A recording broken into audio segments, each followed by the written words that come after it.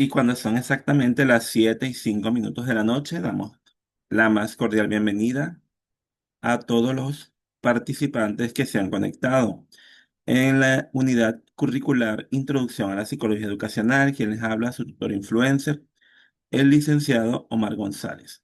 Hoy estaremos trabajando con el contenido programático previsto para la unidad temática número 3, Corrientes y Sistemas Psicológicos Contemporáneos. Para hoy tenemos prevista nuestra agenda. Le damos la más cordial bienvenida. Gracias por haberse conectado. Vamos a trabajar con el contenido, ciclo de preguntas, la actividad evaluativa prevista para esta unidad y el cierre cognitivo. Es un grato placer poder interactuar con todos ustedes a través de este medio y conectar desde la distancia para un nutrido y enriquecedor intercambio de saberes.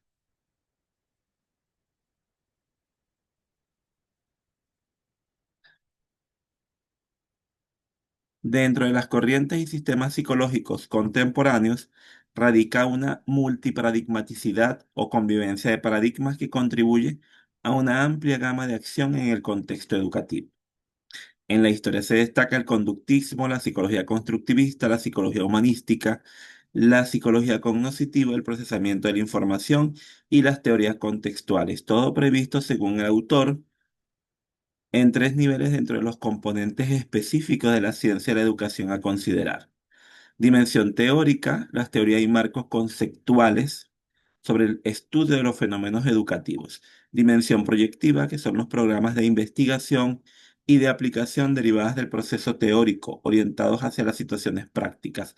Dimensión práctica, que es el conjunto de métodos, técnicas y procedimientos concretos que hacen posible los esquemas de los programas desarrollados.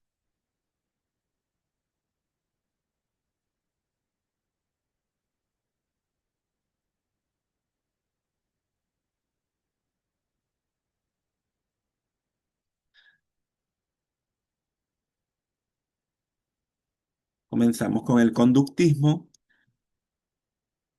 Hernández explica que la psicología educacional se fundamenta inicialmente de países desarrollados de Europa y en Estados Unidos. Se encaminaban esfuerzos para la confección de metodologías y técnicas óptimas para el análisis de la ejecución y las habilidades humanas. En Estados Unidos, Pavlov, Wagner, Watson y Skinner hacen un gran impacto en las investigaciones y estudios psicoeducativos con trabajos sobre instrucción programada, dando origen a las técnicas de modificación conductual conocida como el conductismo. El conductismo, según Scrub, utilizó métodos experimentales y su énfasis puesto en la experimentación y en los fenómenos observables ayudó a garantizar el establecimiento de la psicología como ciencia en el siglo XX. Estas teorías explican el aprendizaje en términos de fenómenos observables. Los teóricos conductuales afirman que las experiencias del aprendizaje no necesitan incluir eventos internos. Por ejemplo, pensamientos, creencias o sentimientos. No porque estos procesos no existan, sino porque las causas del aprendizaje son acontecimientos ambientales, observables.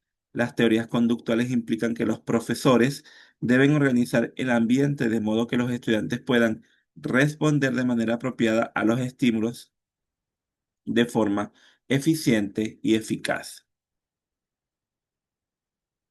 Para ello, la transferencia depende de que existan elementos idénticos o características similares entre las situaciones. Las conductas se transfieren o generalizan cuando la situación antigua y la situación nueva tienen elementos en común.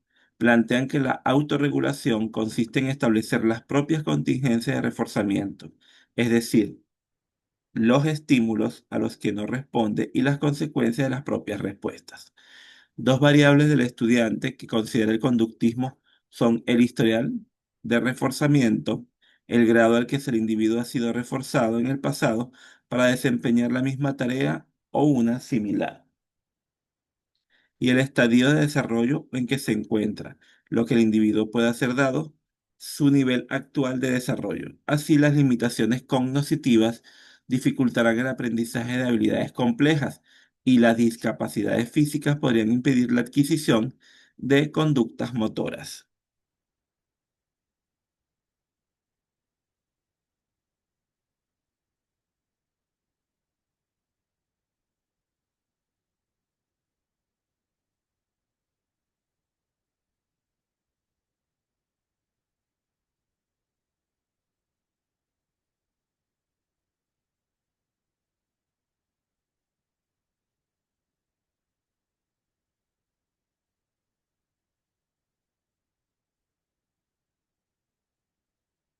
Posteriormente, tenemos la psicología constructivista.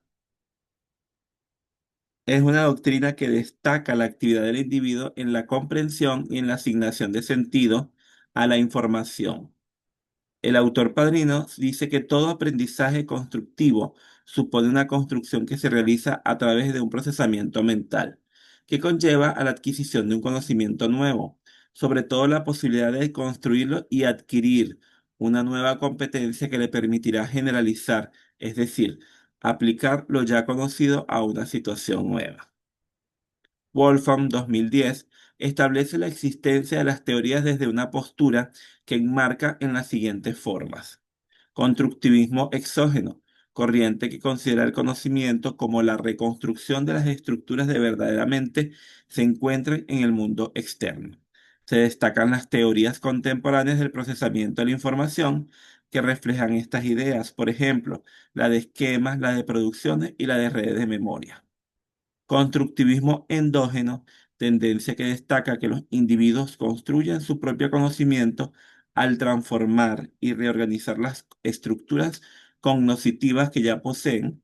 Aquí se destacan teóricos como Piaget sobre el desarrollo cognitivo, constructivismo dialéctico, corriente que localiza la fuente del conocimiento en la relación entre los estudiantes y el ambiente. Esta perspectiva se ha alineado con muchas teorías contemporáneas. Por ejemplo, es compatible con la teoría cognitiva social de Bandura, teoría de motivación de Vygotsky, que destacan la influencia del entorno social, y Ausubel desde su teoría del aprendizaje significativo. Una premisa central del constructivismo, según Scrub, es que los procesos cognitivos, incluyendo el pensamiento y el aprendizaje, están situados, es decir, localizados en contextos físicos y sociales. Las teorías contemporáneas del aprendizaje y el desarrollo asumen una de las creencias y el conocimiento se forman a medida que las personas interactúan en situaciones. La cognición, situada, considerada la idea intuitiva de que muchos procesos interactúan para producir el aprendizaje, sabemos que la motivación y la instrucción están vinculadas. Una buena instrucción puede aumentar la motivación para aprender, y los aprendizajes motivados buscan ambientes de enseñanza eficaces.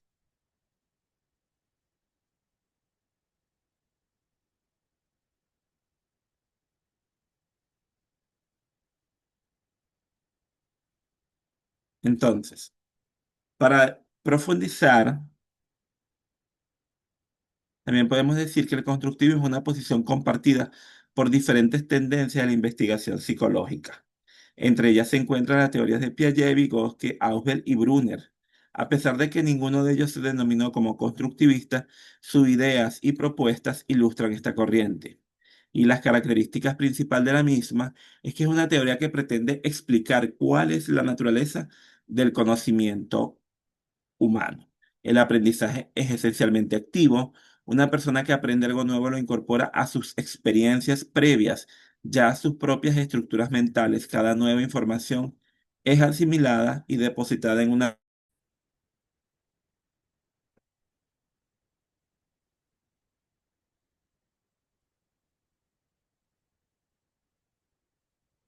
como veníamos señalando entonces, el aprendizaje es esencialmente activo. Una persona que aprende algo nuevo lo incorpora a sus experiencias previas, ya que sus propias estructuras mentales, cada nueva información es asimilada y depositada en una red de conocimientos y experiencias que existen previamente. El proceso es subjetivo, ya que cada persona va modificando según sus experiencias. La experiencia conduce a la creación de esquemas mentales que almacenamos en nuestras mentes y que va creciendo y haciéndose más complejo a través de dos procesos complementarios, la asimilación y la acomodación. El constructivismo también tiene una fuerte componente social. El desarrollo cultural aparece doblemente primero en el nivel social y luego a nivel individual. El aprendizaje constructivista posee 8 características. Primero, el ambiente constructivista es el aprendizaje.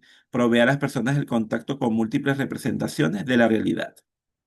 Dos, las múltiples representaciones de la realidad evaden las simplificaciones y representan la complejidad del mundo real. Tres, el aprendizaje constructivista se enfatiza en construir el conocimiento dentro de la reproducción del mismo.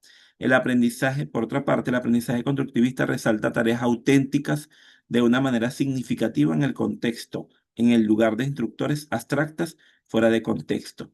Proporciona entornos de aprendizaje como entornos de vida diaria, en lugar de una secuencia de predeterminada de instrucciones. Los entornos de aprendizaje constructivistas fomentan la reflexión en las experiencias.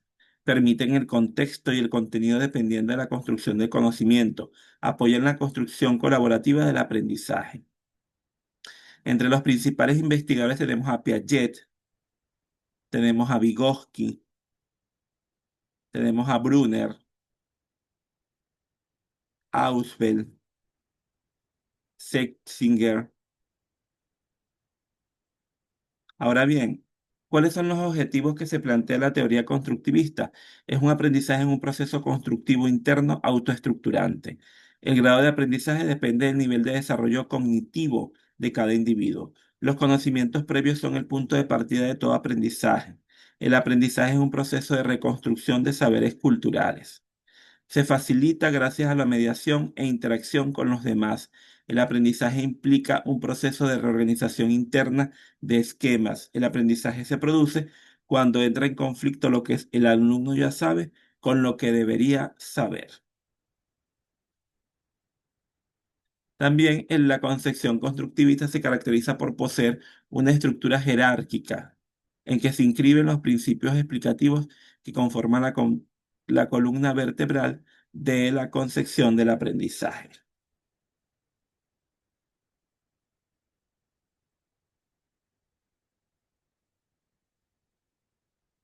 De igual forma, tenemos la psicología humanista. Y la psicología humanista hace énfasis en los procesos cognitivos y afectivos. Se ocupa de las capacidades y potencialidades de las personas en la medida en que éstas hacen elecciones y buscan tener el control de su vida. Explica el autor que los teóricos humanistas trabajan bajo 3 premisas fundamentales. Primero, el estudio de las personas es holístico. Para entender a la gente debemos estudiar sus conductas, sus pensamientos y sentimientos. Segunda, las elecciones, la creatividad y la autorrealización humana son áreas de estudio importantes. Tercero, la motivación es importante para resolver las necesidades básicas. Los precursores más significativos son la teoría de Maslow, que enfatiza la motivación para desarrollar las necesidades, y la teoría de Roger, que aborda tanto el abordaje, el aprendizaje como la enseñanza. La postura humanista como una aproximación a la motivación que hace énfasis en la libertad personal, la elección, la autodeterminación y el esfuerzo por el crecimiento personal, vista como una filosofía más que como una colección de estrategias, es una actitud de interés y respeto por los estudiantes. Los principios básicos del humanismo comprenden la concepción de que cada persona construye su propia realidad, tal como se evidencia en cada uno de sus preceptos. Lo que uno percibe como real es importante, es real, y que una persona no pueda conocer plenamente la realidad de otra, a nivel educativo, destaca la importancia de los sentimientos, la comunicación y el valor de cada estudiante. Se han identificado 4 tipos de modelos de educación humanista. Hernández lo identifica así: modelos de desarrollo que enfatizan un cambio en el desarrollo de los estudiantes, lo que llamamos desarrollo psicosocial de Erickson o el desarrollo moral de Colbert. Modelos de autoconcepto, los cuales están centrados en el desarrollo de la identidad genuina, la clasificación de valores y el modelo de Shelf. El modelo de la sensitividad y orientación grupal, que se interesa en desarrollar habilidades, apertura y sensibilidad hacia los demás modelos. El modelo comunicativo de Karpov, el modelo de expansión de la conciencia, orientados a desarrollar el lado intuitivo de esta, la educación confluente y la psicosíntesis. Entonces, hace énfasis en los procesos cognitivos afectivos, se ocupa de las capacidades y potencialidades de las personas en los medios en que éstas hacen elecciones y buscan tener el control de su vida. Se explica como fundamento principal, primero el estudio de las personas en holístico, segundo las elecciones de la creatividad y tercero la motivación, que es importante para resolver las necesidades básicas.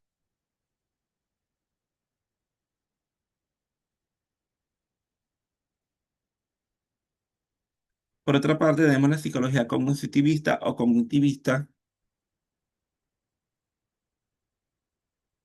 que destaca la adquisición del conocimiento y las habilidades, la formación de estructuras mentales y el procesamiento de la información. Se explica que el aprendizaje es un fenómeno mental interno que se infiere a partir de lo que la gente dice y hace. Los representantes más característicos de esta postura son Vygotsky y Bronner. Un tema central es el procesamiento mental de la información, su construcción, adquisición, organización, codificación, repetición, almacenamiento en la memoria y recuperación o no recuperación de la memoria. Según el autor, las teorías cognitivas reconocen la influencia en el aprendizaje de las condiciones ambientales, de las condiciones y demostraciones que los docentes ofrecen de los conceptos y retroalimentación correctiva, la práctica de habilidades de estudiante. Por ello, los factores instruccionales por sí mismos no explican plenamente el aprendizaje. Es lo que procesa la información que determina qué aprendizaje o qué se aprende, así como el uso que darán al aprendizaje. Destacan las actividades mentales como la atención, la repetición, el uso de estrategias de aprendizaje y la vigilancia de la comprensión. Además, hacen hincapié en las creencias motivacionales acerca de la autoeficacia, los resultados y el valor percibido del aprendizaje. Es decir, su esquema es la cognición, que es una respuesta al comportamiento, las emociones, las sensaciones físicas y los eventos externos. Las teorías cognitivas subrayan la función de los pensamientos, las creencias, las actitudes y los valores. Los educadores necesitan tomar en cuenta los procesos de pensamiento de los alumnos, el plantear y el planear sus lecciones, un elemento clave en la elección. Para que ocurra la autorregulación, los aprendizajes deben tener ciertas opciones en sus motivos o métodos para aprender, el tiempo que dedican al aprendizaje, el nivel del criterio de aprendizaje, el contexto en que ocurren el aprendizaje y las condiciones sociales existentes. La transferencia ocurre cuando los aprendices entienden cómo se aplica el conocimiento en diferentes contextos. Se enfocan en lugar que el aprendizaje sea significativo y toman en cuenta las percepciones que los aprendices tienen de sí mismos y de sus entornos de aprendizaje. Es necesario que los maestros consideren en qué forma la instrucción afecta el pensamiento de los estudiantes durante el aprendizaje. Entonces, se forman las estructuras mentales y el procesamiento de la información y las creencias.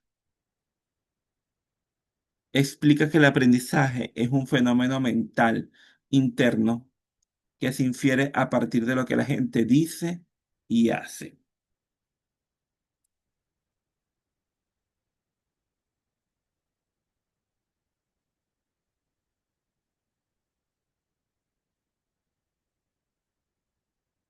Ahora bien, el procesamiento de la información, creen que se construye activamente el conocimiento basándose en lo que ya se sabe y la nueva información que se encuentra. Autores como Wolfgang consideran la mente humana como un sistema de procesamiento simbólico que convierte los datos sensoriales en estructuras simbólicas, proposiciones, imágenes o esquemas, y luego procesan tales estructuras de forma que el conocimiento pueda mantenerse y recuperarse de la memoria. El aprendizaje conduce a modificaciones en las estructuras simbólicas internas. El mundo exterior se ve como una fuente de datos, pero una vez que las sensaciones han sido percibidas e ingresadas en la memoria, se asume que las tareas importantes tienen lugar dentro de la cabeza. Entonces, se puede decir que hay una entrada, hay un proceso y hay una salida. Las teorías del procesamiento de la información postulan que cada sentido tiene su propio registro, el cual retiene la información brevemente en la misma forma en que la recibe. Por ejemplo, la información visual se retiene de forma visual y la información auditiva en forma auditiva. La información sensorial permanece en el registro sensorial solo una fracción de segundo y parte de la entrada sensorial se transfiere a la memoria, es decir, a la memoria temporal, para un mayor procesamiento. El resto de la información es borrada y reemplazada por nuevos estímulos. Otro autor como Papalia considera que algunos teóricos del procesamiento de la información comparan al cerebro con una computadora. Es decir, ingresan impresiones de los sentidos y sale un comportamiento. El enfoque del procesamiento de la información tiene aplicaciones prácticas porque permite a los investigadores suponer la inteligencia posterior de un infante a partir de la eficiencia de la percepción y el procesamiento sensorial. A padres, a maestros, a ayudar a los niños a ser conscientes de sus propios procesamientos mentales.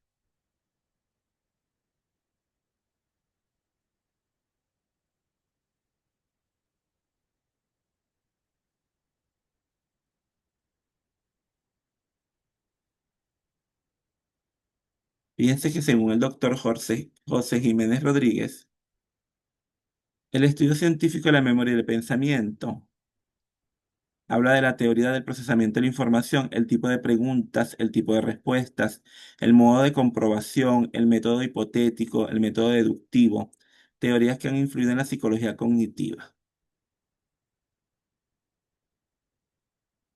Entonces, entre esos elementos están los esquemas, modelos teóricos de psicología, los paradigmas o teorías generales, las teorías particulares y las leyes, la hipótesis y los datos. Hablan también de que las características del modelo teórico es descripción, predicción, explicación y control. El enfoque psicoanalista, las teorías que lo explican, el tipo de respuestas, el nivel fisiológico, el nivel conductual, el nivel fenomenológico. A nivel fisiológico, estudiamos los órganos implicados en la conducta, y el cerebro, pero en cuanto a su fisiología, las neuronas y el funcionamiento. El tipo de preguntas intenta hacer definiciones cooperativas descriptivas del comportamiento humano, sus interpretaciones, la observación, la objetivo, el parámetro conductual, las medidas de acercamiento, el nivel fenomenológico, a nivel descriptivo, hacemos primeras interpretaciones sobre las conductas de los sujetos, cómo se siente, cómo se ve, cómo se organiza el cuidador. La teoría del procesamiento de la información responden a preguntas sobre la conducta humana en el nivel conductual, en el nivel observable, con definiciones operativas, con un nivel mínimo de interferencia. El constructo es la cognición, que no es directamente observable. La cognición puede definirse como la manera en que pensamos sobre las cosas y las conocemos.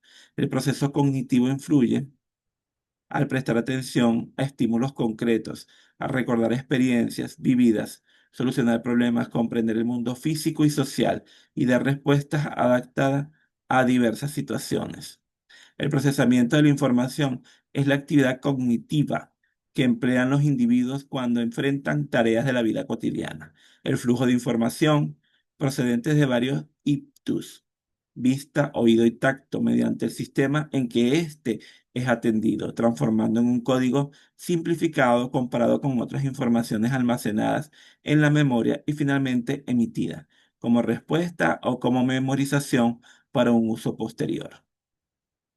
La competencia es el conocimiento sistemático el que alguna estructura organizada subyacente proporciona clave para la percepción, el procesamiento y la respuesta. Es decir, el paradigma también define el tipo de respuesta y el tipo de respuesta que la teoría debe dar distinguiendo entre dos objetivos: establecer relaciones funcionales y describir la estructura y el funcionamiento interno sistémico del objetivo al que se da respuesta.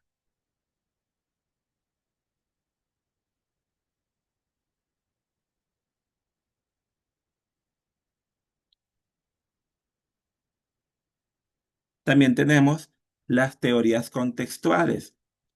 Según Papalia, consideran que el desarrollo solo puede entenderse en el contexto social. Quienes la sostienen consideran que el individuo no es una entidad separada que interactúa con el ambiente, sino que es parte inseparable de éste. Enfatizan que los niños son constructores activos del conocimiento y que el desarrollo es un proceso continuo durante todo el ciclo de vida. Destaca la naturaleza modificada de los patrones sociales y la forma en que estos llevan a los niños a diferentes interacciones con los compañeros y los adultos. Entre los postulados teóricos que se enmarcan en esta corriente se encuentran la teoría sociocultural de Vygotsky, que aunque es el norte cognitiva social, también mantiene su naturaleza contextual. Otra de ellas es la teoría de Brock-Fender, propuesto un bien conocido modelo contextual que plantea que el mundo social infantil se puede concebir como un conjunto de círculos concéntricos en los que el niño ocupa el punto común de tres círculos que se cruzan: la escuela, los compañeros y la familia. El modelo supone que los cambios en un nivel pueden afectar a los otros niveles, de modo que los cambios físicos en los niños pueden modificar sus grupos sociales, que a su vez son afectados por los valores culturales.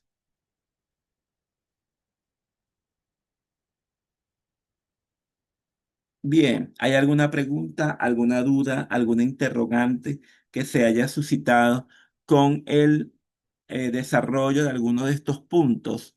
Toda esta información ustedes pueden ampliarla con el material que está inmerso en el aula virtual, aunado a todas las referencias que están presentes allí, donde se amplía cada uno de estos contenidos. Vamos a dar 2 minutos por si hay alguna pregunta.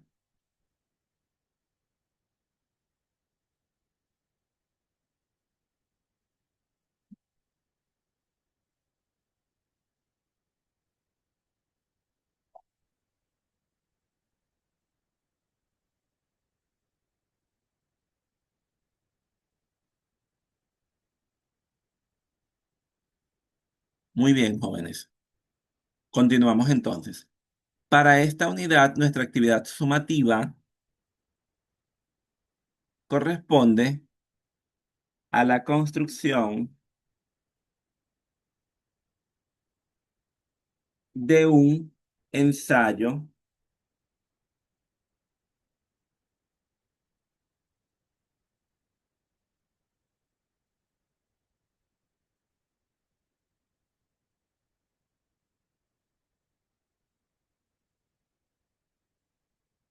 comparativo.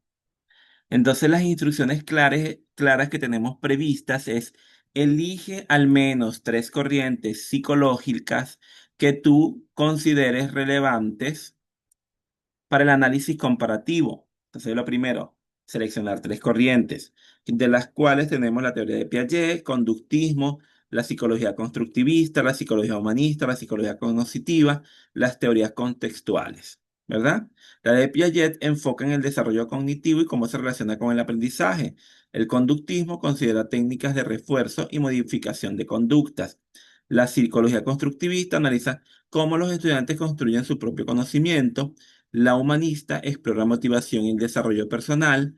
La cognitiva examina el procesamiento de la información y su impacto en el aprendizaje. Y la contextual considera el impacto del entorno social y cultura en el aprendizaje. Posterior a que ustedes hayan seleccionado las tres con las cuales se sienten identificados, con las que quieren trabajar, Van a investigar en profundidad las corrientes psicológicas seleccionadas, identificando sus principales características, sus principios, sus aplicaciones en el contexto educativo. Van a considerar cómo los supuestos teóricos fundamentados de cada corriente, los métodos de enseñanza y aprendizaje propuestos por cada corriente, el papel del docente, el papel del estudiante según cada enfoque, las fortalezas y limitaciones de cada corriente en el ámbito educativo. Entonces van a comenzar a construir su ensayo, que debe ser entre 6 y 8 cuartillas o páginas, que compare y contraste las corrientes psicológicas seleccionadas. Deben asegurarse de incluir una introducción que presente el propósito del ensayo y las corrientes a analizar, recordando que esa introducción está dentro del mismo trabajo.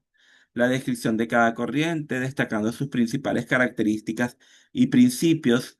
El análisis comparativo de las corrientes, resaltando similitudes y diferencias. Las aplicaciones de cada una en el contexto educativo, con ejemplos concretos. Las conclusiones que sinteticen los hallazgos más relevantes del análisis comparativo. La presentación de hallazgos. Eso lo van a hacer, van a preparar una presentación que dure entre 10 y 15 minutos para compartir sus principales hallazgos con la investigación, con la construcción de su ensayo. Deben utilizar dispositivos para resaltar los puntos claves y fomentar la participación de ustedes en esa discusión. Fíjense que en las disposiciones del ensayo debe seguir el formato del manual de la universidad, incluyendo referencias bibliográficas. Utilice un lenguaje claro y conciso, evitando repeticiones innecesarias. Asegúrese de que la presentación sea visualmente atractiva, utilizando imágenes, gráficos, tablas para ilustrar sus ideas. ¿Cuáles son los criterios de evaluación? Bueno, comprensión de las corrientes psicológicas. Es la precisión y profundidad en la descripción de las características y principios de cada corriente. El análisis comparativo.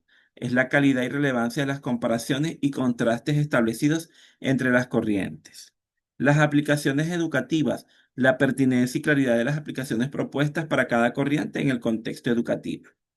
La estructura y coherencia del ensayo, la organización lógica y cohesión en la presentación de ideas, el uso de las referencias, que es la variedad y calidad de las fuentes utilizadas, que estén correctamente citadas según las normas de la universidad. La presentación oral es la claridad y fluidez efectiva en la comunicación durante la presentación que van a utilizar. Estos son los indicadores previstos para evaluar esta actividad sumativa. Si tienen alguna duda, alguna interrogante, alguna pregunta, no duden en comunicarse a través de los medios previstos para tal fin. Gracias por haberse conectado. Nos mantenemos en contacto a través de los medios para tal fin, como les dije anteriormente. Es un placer haber interactuado con ustedes. Les invito a profundizar en cada uno de los elementos que están presentes allí, verificar cada uno de los autores, cada una de las características de cada corriente, para poder profundizar, sistematizar y estar más claro a la hora de construir la actividad sumativa que se tiene previsto. Que tengan una feliz noche.